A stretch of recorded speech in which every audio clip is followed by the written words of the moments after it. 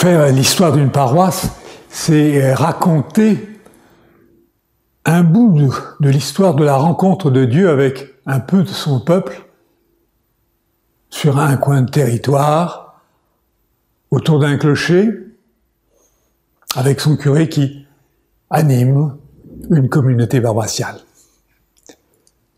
Pour ce qui est de Sainte Anne de la Butte aux Cailles, dont je vais vous parler, c'est une histoire brève que je suis entre la création de la paroisse, sous un autre nom d'ailleurs, en 1847, jusqu'aux années d'après-concile, 1970.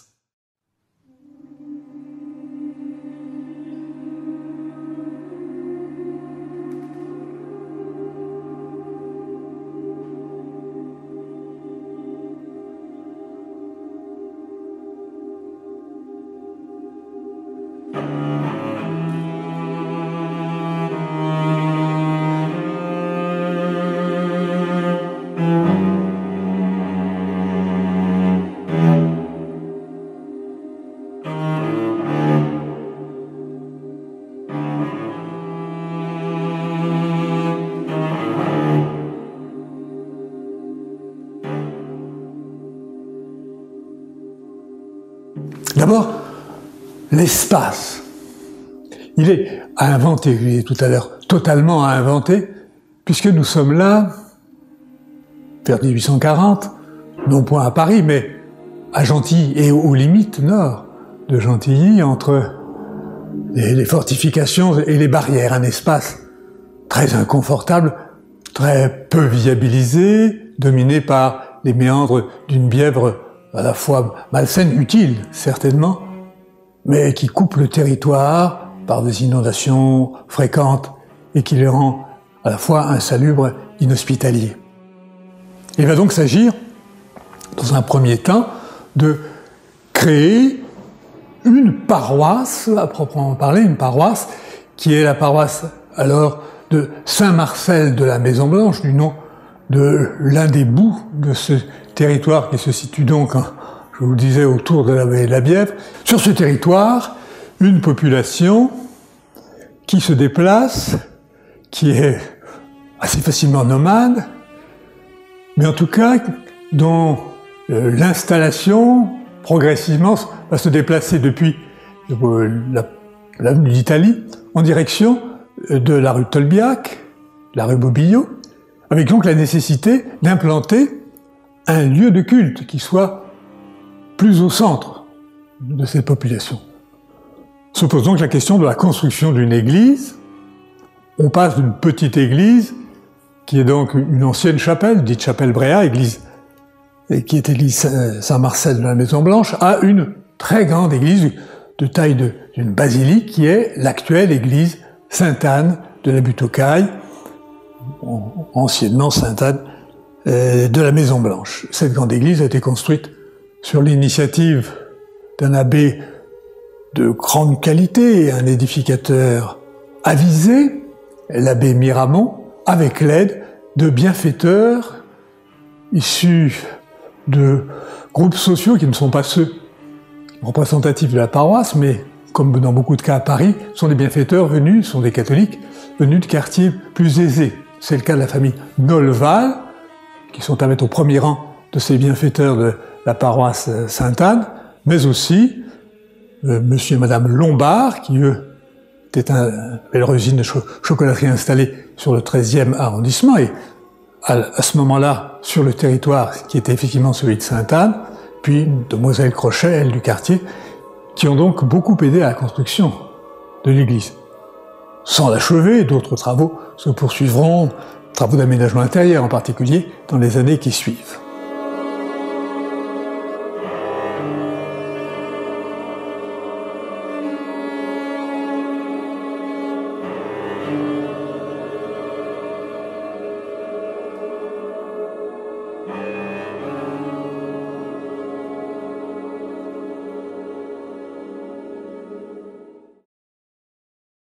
Toi, tu y es depuis combien de temps à la paroisse? Mais depuis j'ai été baptisé là. Voilà, depuis toujours. Depuis toujours. Donc ça fait 104 ans. J'ai été baptisé là en 1908. L'église n'était pas terminée. celui qui m'a formé, c'est, comment dire, Fouchécourt, de Fouchécourt et l'abbé Millet. Il est curé de Saint-Anne. Oui, oui. Alors, c'est lui qui faisait le catéchisme à l'époque. À la crypte, on faisait 200 ou 300 de catéchisme. Oui. Puis on avait les examens. On avait il y avait 2 rangs devant, c'était pour les couacs. Les gars qui étaient en bas. À l'école chrétienne? À l'école chrétienne. Voilà. Saint-Louis. Et ta communion, tu l'as faite en quelle année? En 1919. Oui. C'est ça, j'avais 11 ans. Voilà. Aussitôt à la fin de la guerre. Oui. Et quand on passait sa communion, on passait 3 jours de retraite qu'on était à la mi-pain. Tout petit, j'y jouais pas trop. Oui. Parce que mes parents voulaient que je connaisse un peu ce qui se passait. Ouais. J'étais marin, pompier, tout ça. Je sais pas si j'étais pompier, c'était mon cousin Lucien Sénéchal, oui. C'était lui-même qui était sur la petite voiture, parce que tout était taxé sur la fête de Dieu. Il y avait toutes les œuvres de Sainte-Anne, il y avait ce qu'on appelait les dames de la Légion d'honneur. Elles étaient là avec elles avaient une décoration comme si on aurait dit que c'était la Légion d'honneur. Oui.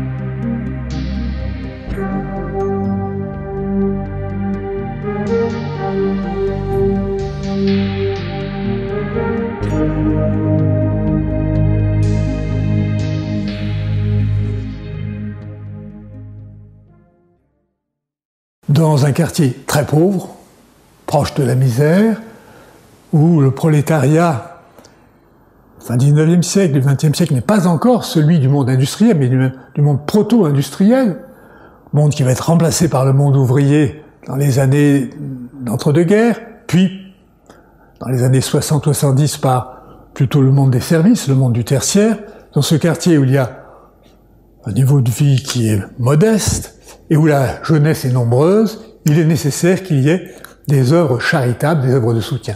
Ce sont les maisons de charité, ce sont les œuvres des Sœurs de Saint-Vincent-de-Paul qui sont au cœur, on peut dire, de ce réseau, appuyé aussi sur la Frères des écoles chrétiennes pour la partie scolaire, mais surtout les Sœurs de Saint-Vincent-de-Paul, qui en particulier ont peut-être lancé l'idée du patronage Saint-Joseph que Paul Enfer crée en 1887. Il reste que dans cette paroisse, où la population est mobile et en renouvellement, comme vous venez de le comprendre, dans cette paroisse, il y a une continuité des bases, disons, des racines, qui sont celles données par ce bâtiment d'église, ces piliers si profondément inscrits sur la vallée de la Bièvre, 17 mètres en dessous. Il y a là du solide, une belle église. Il y a là l'action continue d'un clergé qui, depuis l'abbé Christophe jusqu'à l'abbé Taupin, je m'arrête en 1969, ou l'abbé Espérandieu qui lui succède, puisque je m'arrête en 1970, mais il faudrait parler de l'abbé François Lenné pour aller jusqu'à nos jours. Donc ce clergé a toujours eu une action écoutée, suivie de très nombreuses conversions, beaucoup d'enfants aux premières communions, les photos en témoignent constamment, et puis une imprégnation des esprits. Il reste à inventer l'avenir, l'esprit souffle où il veut, c'est un renouvellement de la population qui est constant, et c'est la nécessité d'adapter un apostolat. Quartier de mission ouvrière dans les années 49 à 65, le 13e arrondissement, spécialement Sainte-Anne-de-la-Butte-aux-Cailles, reste un quartier dans lequel la sensibilité du clergé est particulièrement éveillée sur le contact avec les fidèles, les paroissiens, à chacun d'inventer l'avenir.